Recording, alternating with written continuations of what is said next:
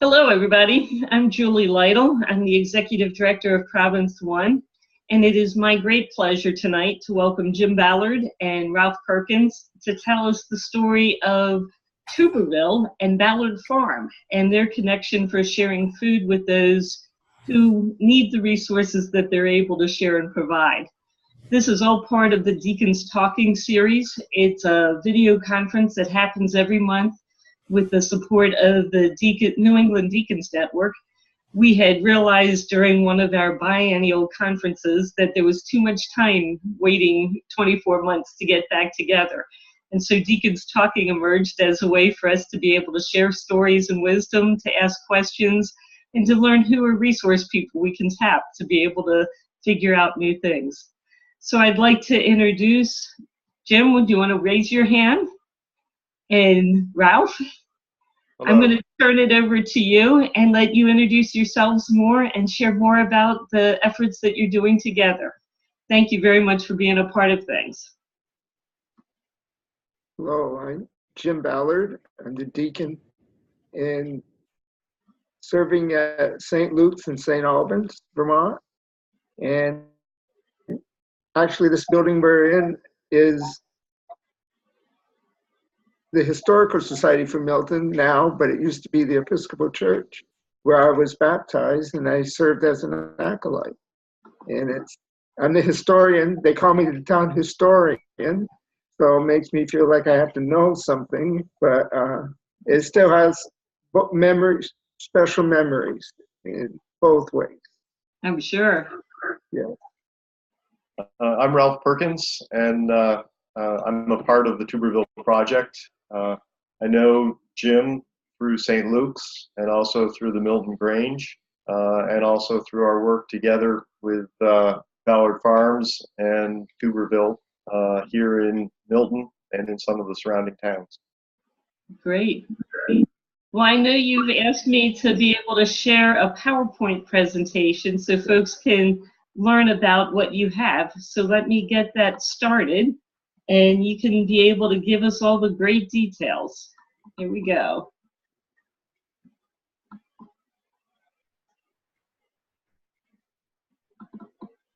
This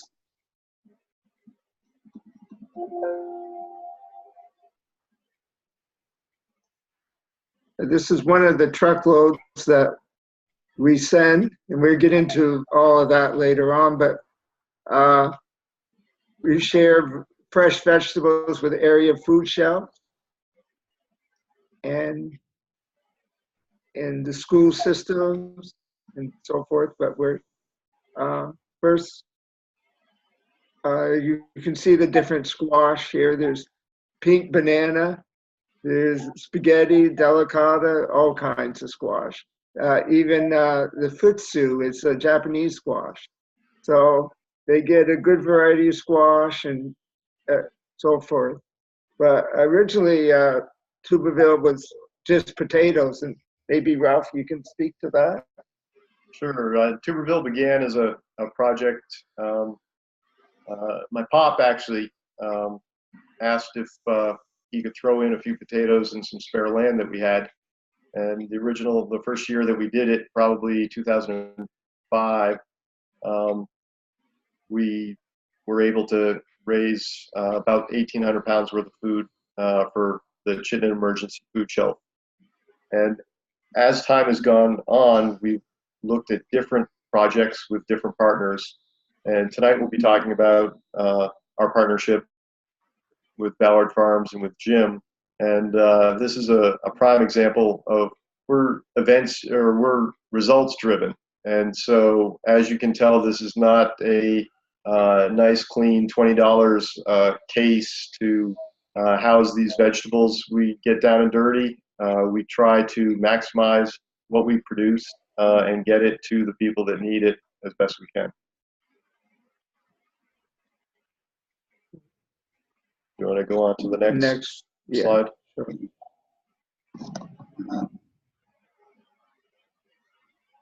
This is mostly potatoes in this section, but there's also corn and there's pumpkins and all the many vegetables throughout the garden. We call it a garden. It's probably over 5 acres at least. Plus we plant some in another area.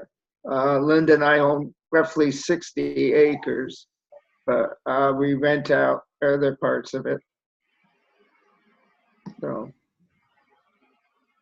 it's a good example of the potatoes.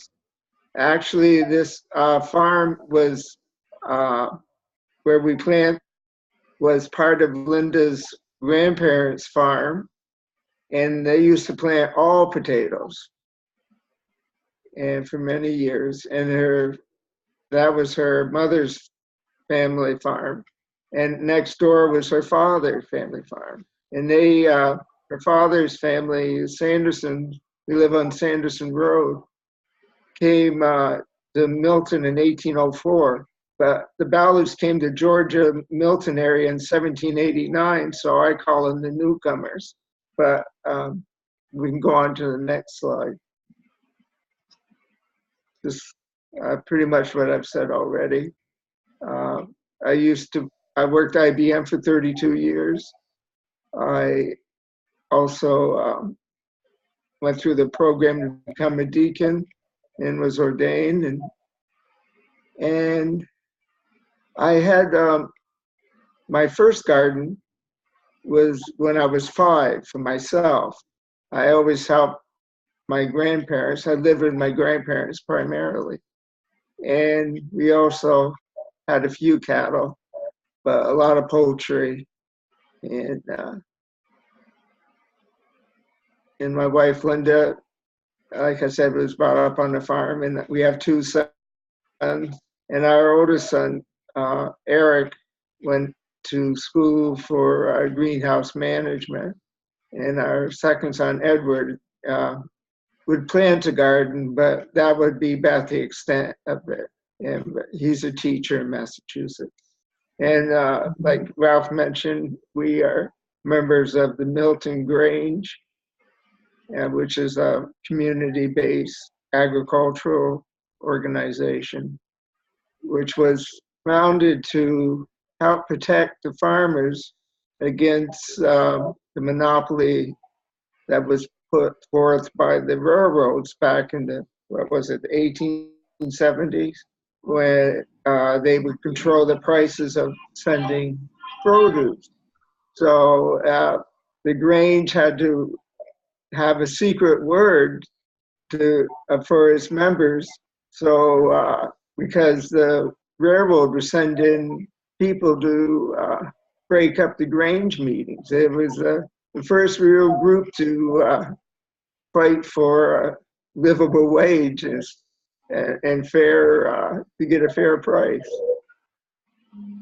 And from that, and the development of the farmers market in Milton, the idea is, once again, of how do we share with the community and how do we take care of each other? Right. And I think that that's something that I learned from Jim every day that I'm working with him. And it's amazing to me to see how it's easy to communicate through a garden or through growing, this idea of coming together and helping and supporting each other. And it's worked out well for us. You want to go to the next slide?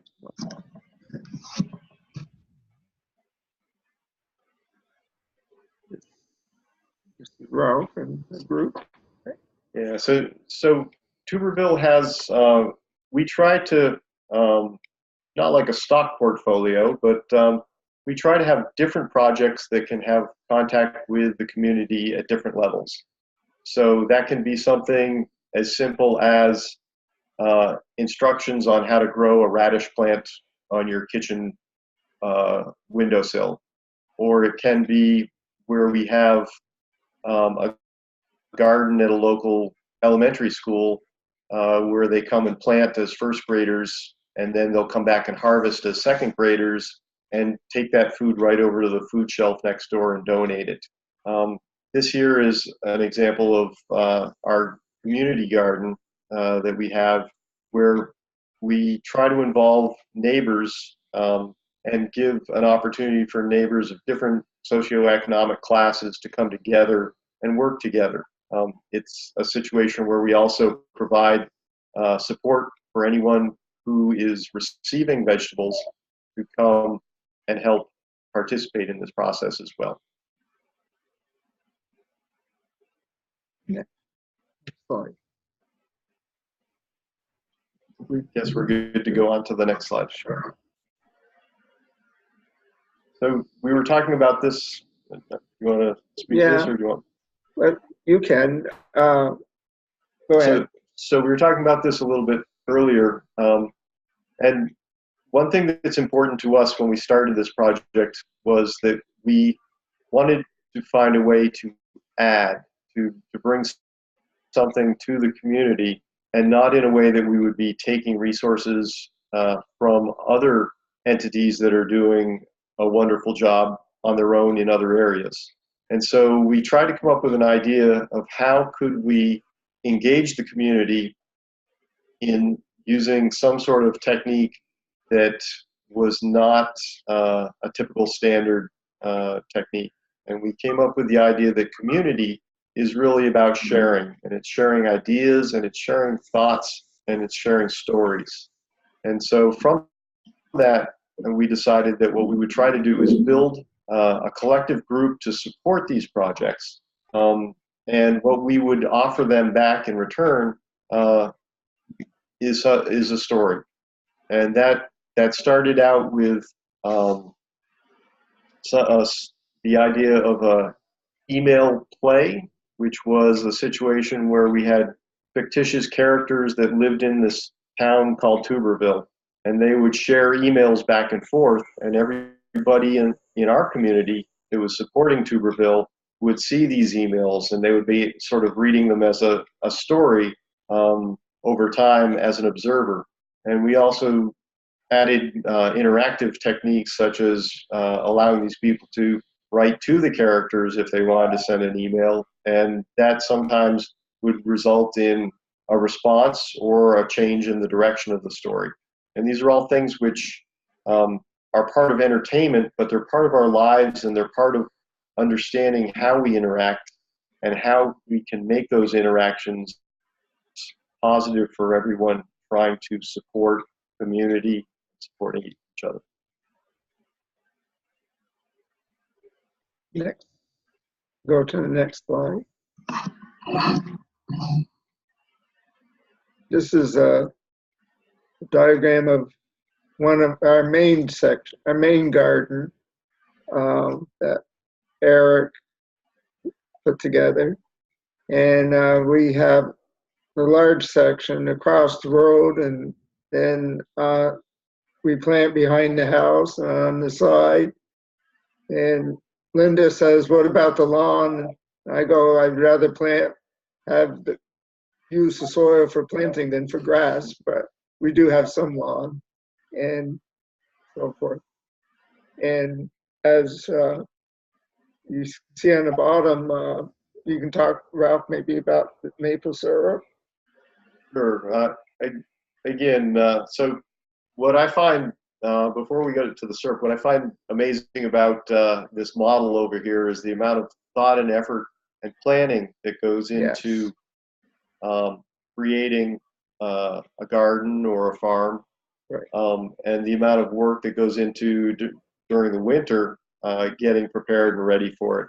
And that's something that I've noticed Jim and his workers are looking at this as a year-round project. So it's something where, although we have moments where there's crops being harvested or being donated, that's the culmination right. of work that continues on from that in preparing the soils and preparing defining what the plan is for the next year. And so I think that that's a great example of the model that Ballard Farms has that we participate in, where it's not as much a community garden, but it's really set up like an instructional garden and a business garden, where Jim is able to take youth from the neighborhood and from the community to become part of this in a way that he can mentor them in a employer-employee sort of environment. And not only does it result with a product that is able to go to local food shelves, but there are also specific individuals that are learning and growing and understanding because they're spending time with Jim in this environment. That's one reason I picked this time of year to have the program, because this is when we're looking at the seed catalogs and so forth, and it's a good time to show the beginning of this process. But it's not just, like Ralph said, it's year round.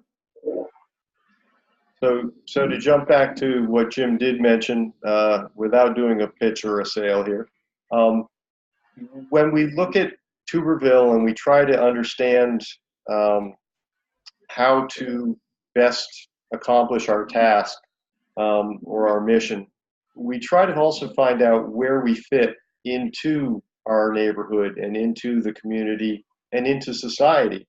And there are different ways to approach that, and we do that by also challenging ourselves and challenging the systems. There's a entity called an L3C, which is a type of company which is low profit corporation. And the idea behind an L3C is that it is specifically set up to try and assist nonprofit organizations. So one of the things that some of the members supporting us brought to us was this idea of creating an L3C, a small company that would create or sell a product, and all the profit from the sales of those products would then be turned over to the nonprofit mission that we have in Tuberville. So we're trying to find different ways to connect, and again, also different revenue streams that can support our mission and also get out the word of what we do. So the task of the L3C is to sell, basically what it does is it sells maple syrup, and basically in selling the maple syrup, we have the mission of Tuberville on the bottles, so that we're able to use that actually as a marketing tool for Tuberville, and also to be able to let people know what we're doing. And if they're not comfortable making direct donations to our cause, other people are willing to support us by feeling that they're getting a trade or a fair arrangement by purchasing something. And so this is another way that we go about trying to use business to bring money into our program. Next one. This is an example of young people helping with the planting and like mentoring them through the whole process of the planting, preparing the soil and then planting and caring for the plants and harvesting. And throughout the summer, we Ballard Farm send vegetables every week to the community center, so like a CSA, and they are part of that.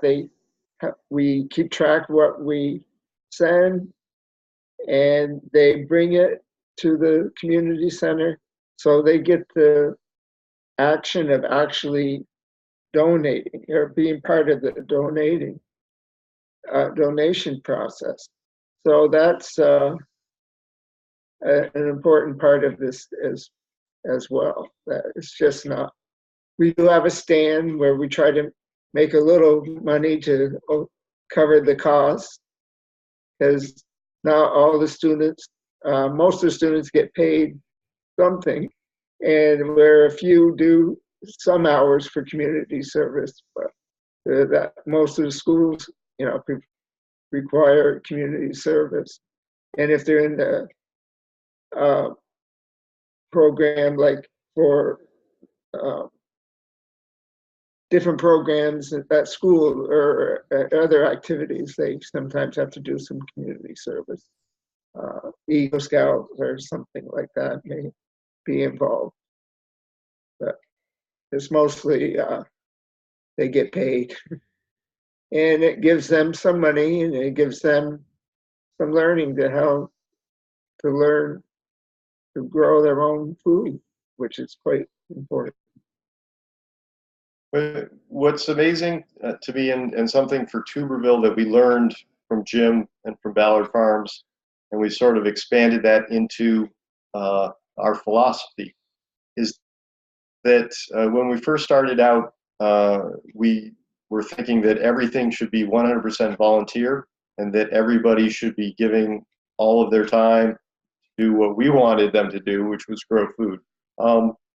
What we understand is that it's a give and take, and it's cooperation, and the community is not only what we collectively do for others, but what we are doing with ourselves and with those that are working with us. And some people, like this situation with the high school students, some of them are paid, and some of them are volunteer.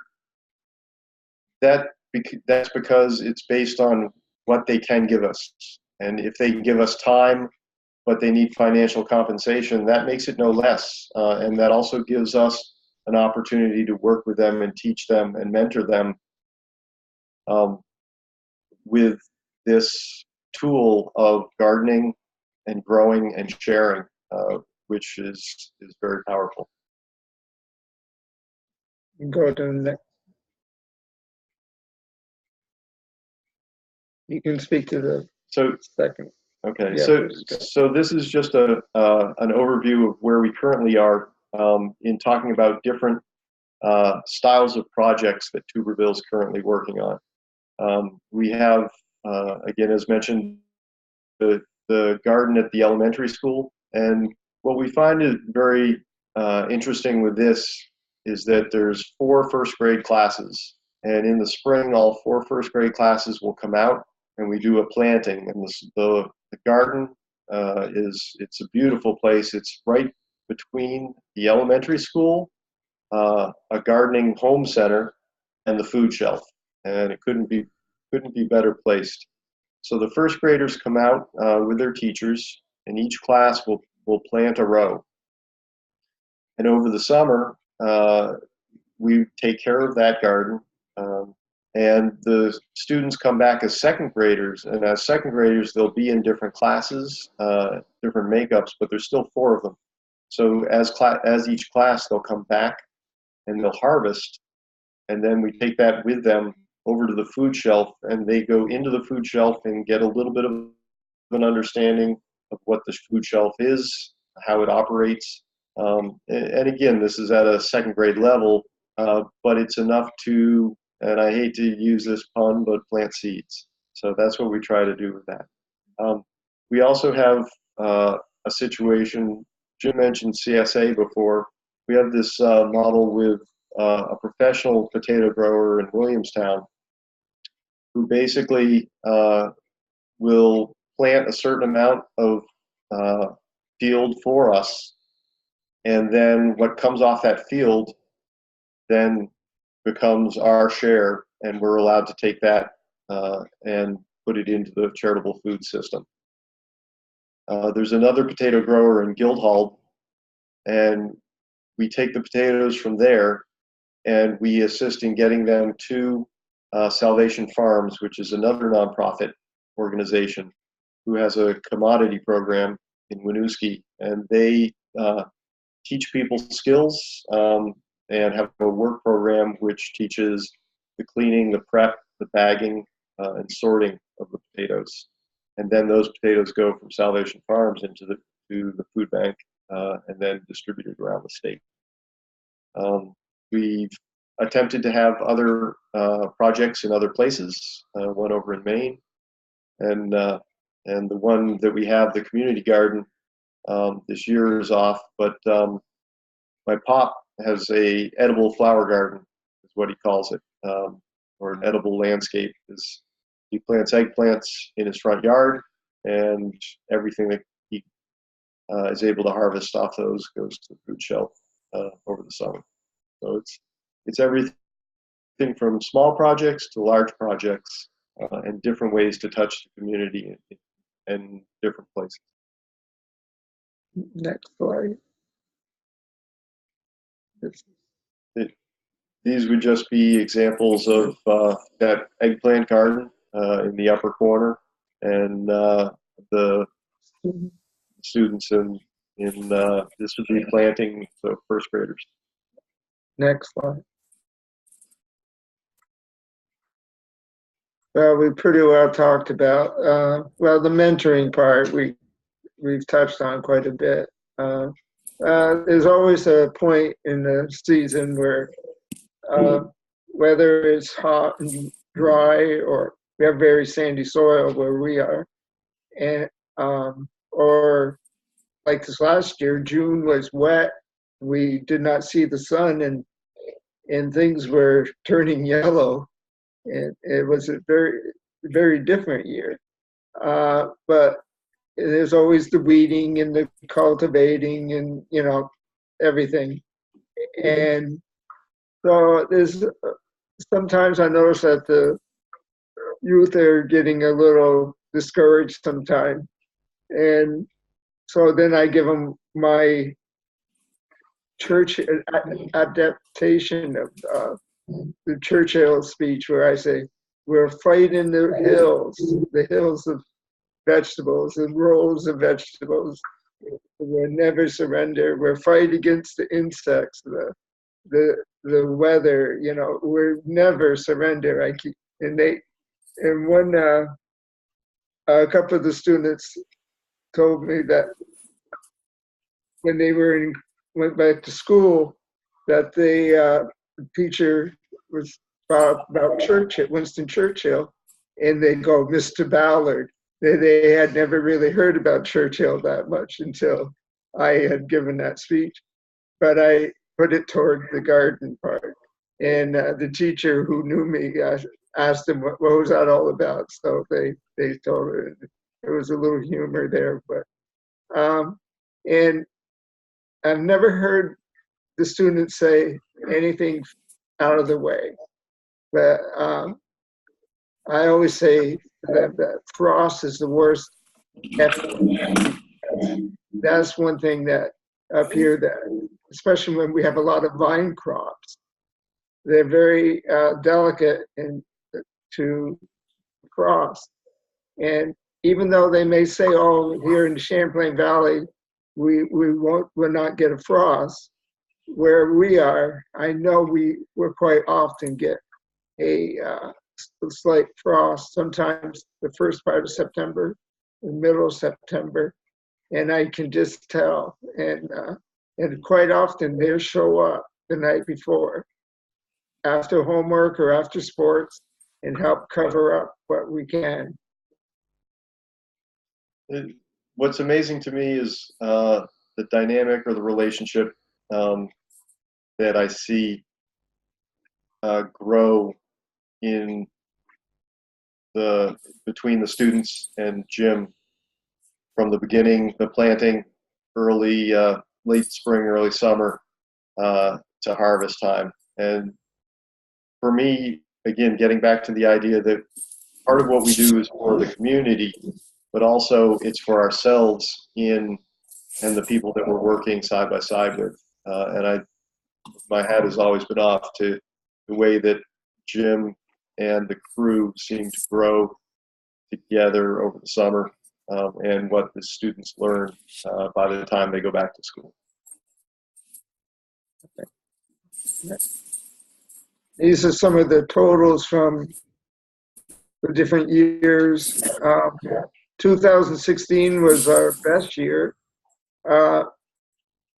because we had, even though it was a dry year, we had to water quite a bit, and we used hose, the hose method, long lines of hose, and we don't have a sprinkler system. and we would use empty tea jugs and so forth to get water to plants. But the squash did phenomenally well, and so we had a lot that year. The potato bugs are always a big problem, but we persevere and keep on, and so this is our average amount. So for us, again, with the different projects, there's different attributes to each project, which makes it special and makes it important. And I think that we've had the consistency with Jim and with Ballard Farms over these past years that has really been sort of an anchor. It's been a project that we've enjoyed doing every year, and as you can see, the results are very favorable. And there's some of the groups I thought we would see next here. Shortly, we should see some of the groups we do provide for. I think back a little bit. We bring to the community center a good portion to the Chittenden County Emergency Food Shelf, St. Albans Food Shelf, Martha's Kitchen in St. Albans. The school in Milton takes quite a bit. The respite house, I brought a little bit this year. And you in Colchester, right? Right. Yeah. And St. Luke's for various things. Yes. So we did bring some to Christ Church Montpelier a couple of years ago. I'd hoped to this last year, but I wasn't able to in the end. And the Bishop Ely and was in that photo. The Alleluia Fund. We did get a cultivator that we runs by itself behind our garden tractor through the largely through the Alleluia Fund. That helps us to go between the rows to weed and cultivate.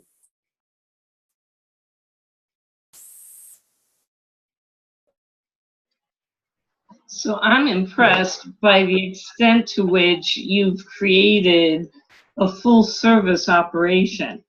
And I'm imagining that somebody who's just starting a food ministry to try to answer some of the concerns they see of hunger in their communities might be overwhelmed with the extent to which you all have been able to create such an amazing operation.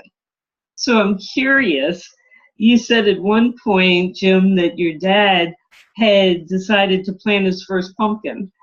And I'm wondering, how did that happen? What motivated the first, not pumpkin, potato?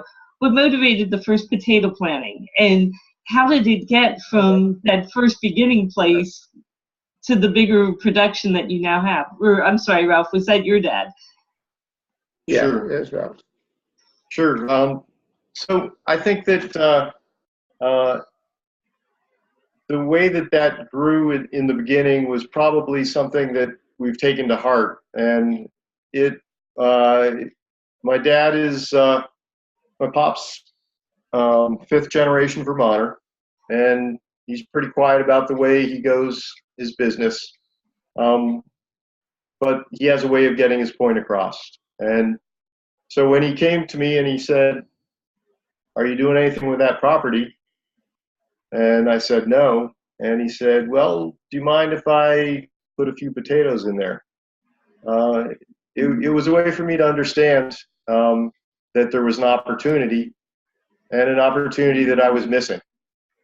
And so in watching him put those potatoes in and to see what he did with them, because when he was growing them, I had no idea that they were going to the Chittenden Emergency Food Shelf when they came out of the ground, got me thinking. And it got me thinking about what else are we missing, and how do we take this experience that we just saw and uh, and not necessarily improve upon it, but find other ways that other people can share in that. And so coming out of that, we just took a very small step into the community garden, and began to grow it based on our own resources and the resources that we had that came to us from our neighbors and from the community. So the first few years, production was not as great as it is now, but we were learning a lot of things, and I think that we were growing bonds with a number of people, a number of families, and a number of organizations that really set the groundwork. And since then, to some degree, it's not really grown on its own, but we've actually had to sort of chase it, because there are opportunities there that we didn't know would be there that have just sort of made themselves available to us. Even like our relationship with Jim, that came to us with, similar to my dad, another Vermonter, just saying, hey, have you thought about putting some potatoes in over here? We've got some land. And then we went from potatoes on to other vegetables as well. Which I think he had up his sleeve. I think he knew we were going to get there in a year or two anyways, but he let us start with potatoes. It's amazing. You were talking about, especially with the young people, how important the relationships are. And it seems like those relationships have been the place where all of the cycles of word spreading out and different opportunities happen, have had a chance to be able to be opened up and explored. Is that really how all of these different places got connected to your farm and to Tuberville? Through the people that you knew, or were there significant directions that you decided you wanted to go and try to make happen?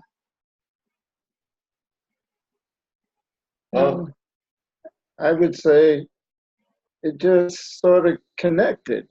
I'm not sure always planned, but evolved as just sometimes, oh, I got an idea. And we get together, and before you know it, we come up with more ideas and go forward with them. So it's always a ongoing relationship changes and for the better, I think. Always. I don't know. Yeah, no, I think Jim's right on top of it. I think it's just having an open mind and not necessarily asking somebody, what can you bring to the table, but seeing people who are looking for an opportunity to share, and asking them what do they want to share and how can you help them back. And that seems to be, in a very simple way, the way all these projects that may seem random are probably all connected. It also shows the food that we provide is not just for certain people, but it's used for anybody that needs food. And it's very inclusive, and it's not judgmental or directed toward a certain group or anything like that.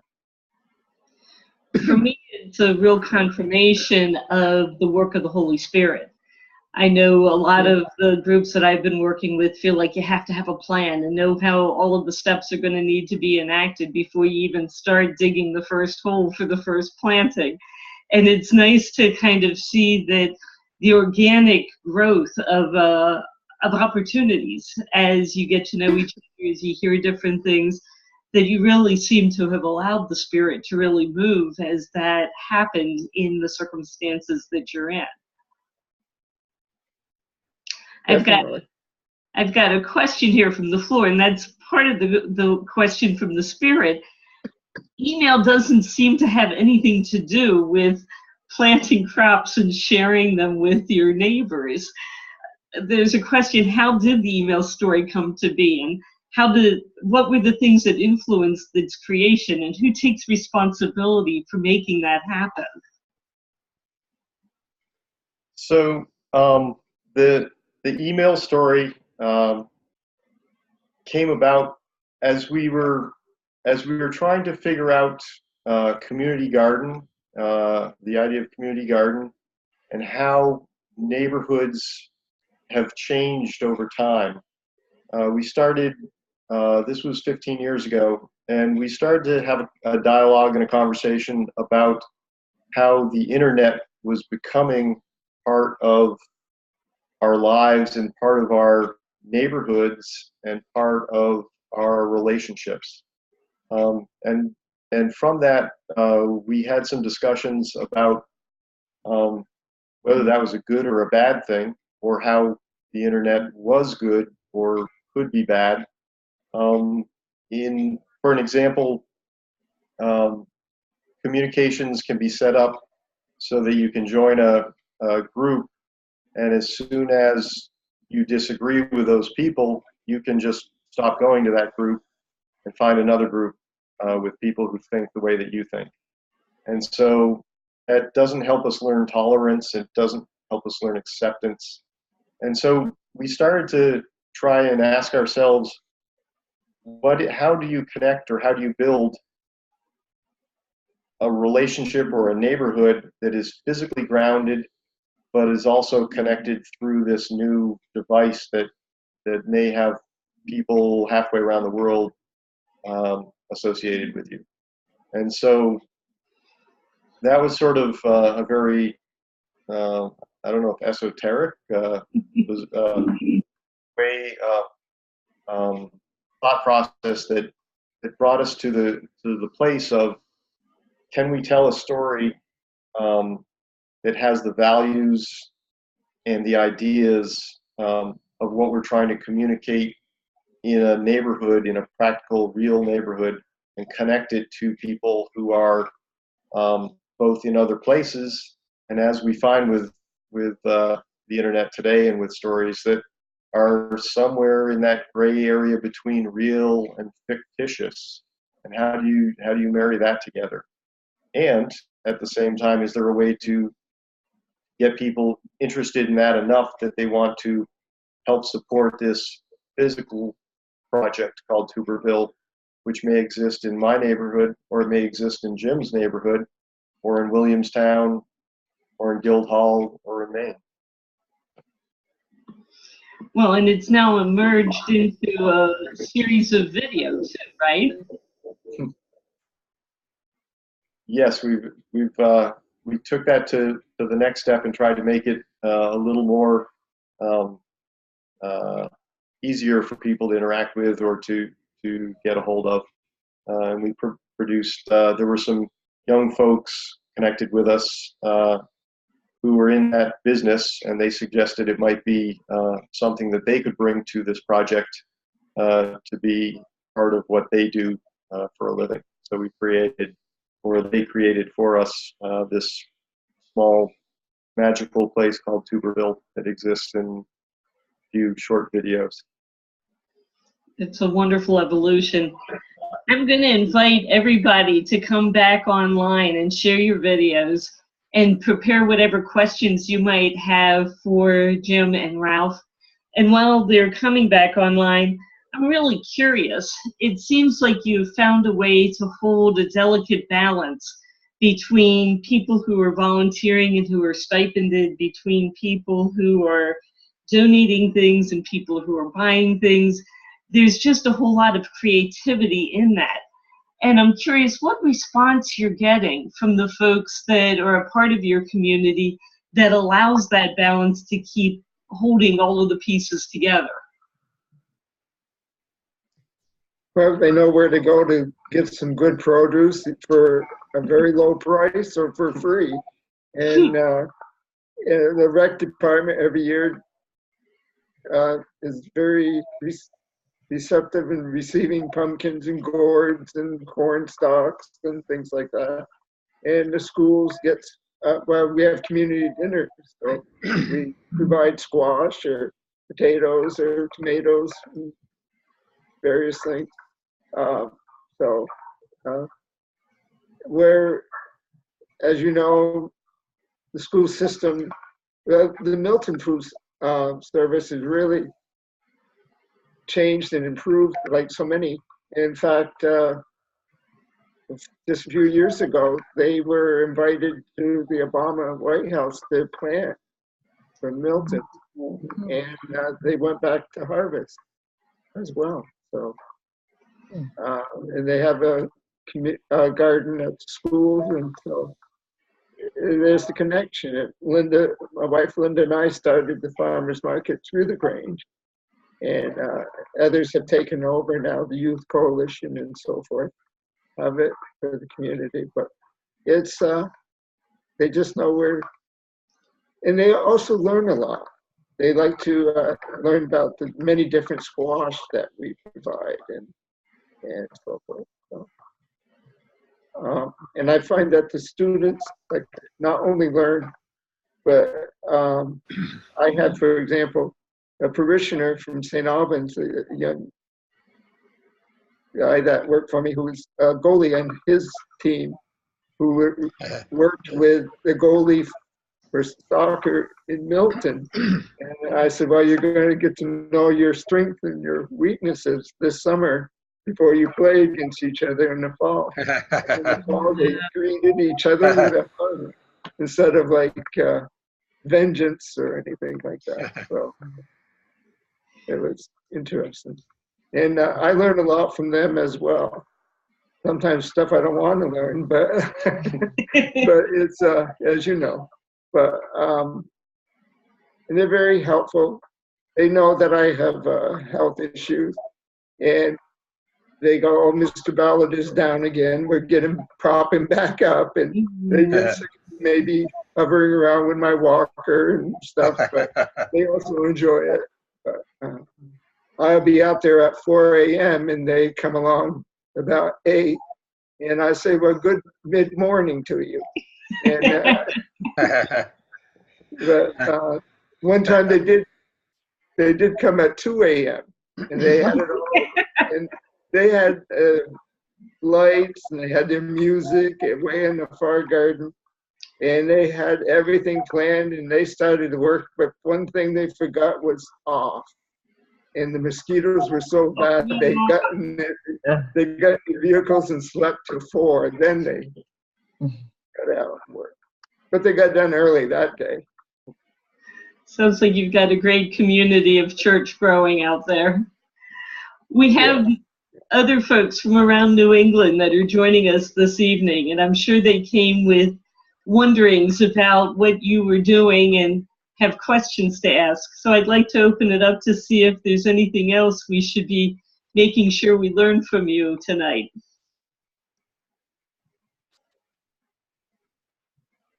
Well, I'll go forward here, James. Can you hear me all right? Yep. Yes. Okay. Well, first of all, I really applaud you both, Jim and Ralph. It is a tremendous thing you're doing here, doing there, especially as was stated before with the community involvement. And I think that's probably the hardest part. I live in Feeding Hills, Mass. It's the suburb of Springfield on the other side of the Connecticut River. And Feeding Hills at one point was virtually all agricultural. That's where it got its name. Not so much today, but there's still farms that border my property here. And I've lived here 40 years and had the great fortune to watch these farmers do their thing. And I respect and just love so much what they do and always have. I don't know if I would have made a good farmer, but I love it. And I have a small garden myself. I don't know, if in this area, the model that you've established would be, be able to be done here so much. I don't know if it would be sustainable. Certainly, I doubt if it would be on the scale of what you have, although I do think we could borrow on it and get something smaller done here on a smaller scale. But I just want to ask your opinion on something. One thing I've noticed around here is the tremendous waste that I see in the fields, including the fields right behind my house every year. Sometimes many acres of fields. I mean, you name it, whether it's eggplant, potatoes, squash, tomatoes, that literally gets tilled under. Never even gets picked or harvested. And I don't quite understand that. But so this whole thing has got me thinking about, you know, the old saying, low-hanging fruit, no pun intended, that maybe that's something I could kind of explore and exploit here in this area, is to see if I can get some of these farmers to agree to donate so much of this produce that they plow under anyway. So what's your take on that? Yeah, I think that's the way to go. And what first came to mind is during World War II, they had small gardens everywhere. Oh, the Victory like Garden. Cities and so forth. Yeah. Yes, Victory Garden. Similar. That's right. But the Salvation Farms, that's what they do, is go around and glean the field. You know, some farmers are very open to it, and once in a while you get one or two that are not, for whatever reason. But I think that's an excellent move that could be done. If you'd like, so Salvation Farms has been in existence for probably 10 years or so, and it's a entity up here, a nonprofit, which does similar to what you're saying. It goes out and it gleans, and they might be able to give you either some directions to go towards or stay away from. Teresa Snow is the executive director. Okay. And their offices are in Montpelier, or not Montpelier. It's just north of Stowe.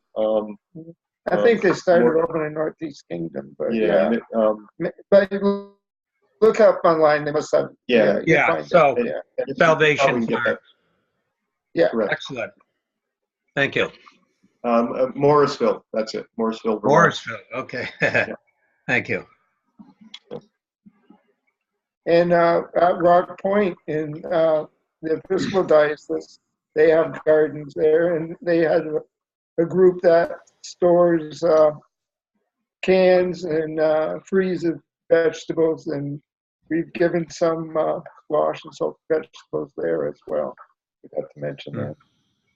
Jim, that connects to one of the questions that's here online. With all the variety of vegetables and squash, the Carol was asking, do you include methods to prepare them and possibly store them for future use? Yeah, we usually tell them to freeze, cook and freeze.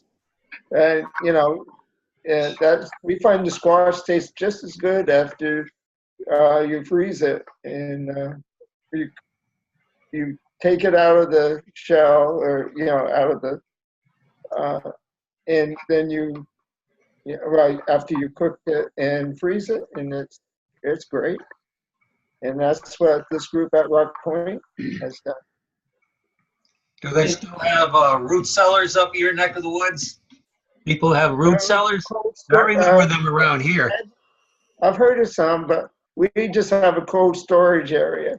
Yeah. And we have our garage that sometimes is so filled with vegetables and so forth. It's just like a maze to get through. And that is the problem, is distribution sometimes. Yeah. I understand what you're saying about sometimes it's hard to engage, or individuals don't have time to give over a long period of time that might be necessary in growing and harvesting. But the gleaning, like you're talking about, is something where if you coordinate with a farmer, you're in for one day or you're in for 2 days, and you see the results, the people that you're getting to come in, and sometimes that can get them hooked or be the first step. So I think you definitely are onto something there. Okay. Yeah. Especially if you can get a deduct for income tax sometimes, right? The amount to the farmer for the farmer. Yeah. Farmer. Yeah. Oh, sure. Because it's basically a donation. Yeah. Right. Right. That's a good thought too. Yeah.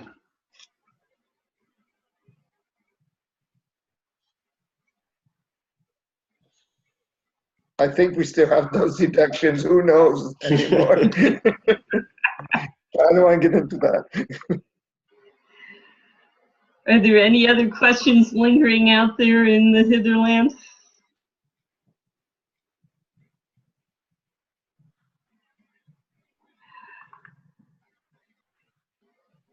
As I mentioned, this series is being recorded, and we post them on the Province One website for folks to be able to view from a distance anytime they want going forward. So I'm sure there are a lot of folks that I've heard are beginning to plant community gardens and develop parish resources to be able to share with their local food banks and try to get the more perishable items to balance out all the canned goods that are typically there. So you've given us a wonderful model of where something could really grow in the fullest of dreams in a wild set of relationships that might not normally be a part of somebody's vision when they start, but certainly gets a whole community behind the project. And so we're very grateful for the work that you do, as well as for sharing the story to help us to be able to replicate it in ways that make sense in our context. So thank you very much. Thank you for Thank having you very much. Thanks for letting us share. Oh, my pleasure. Again, I'm Julie Lytle. I'm the Executive Director of Province One, and I'm more than happy to continue to facilitate questions and connect people with each other. My primary job is to be an initiator of connections, and this certainly shows the value of what happens when you allow it to go to the max. Next month, we will be meeting again on February 15th, and we'll be having deacons talking, sharing stories of their ministries. So please come back to join us. Thank you all for joining us tonight, and Godspeed. Thank you. Same to you.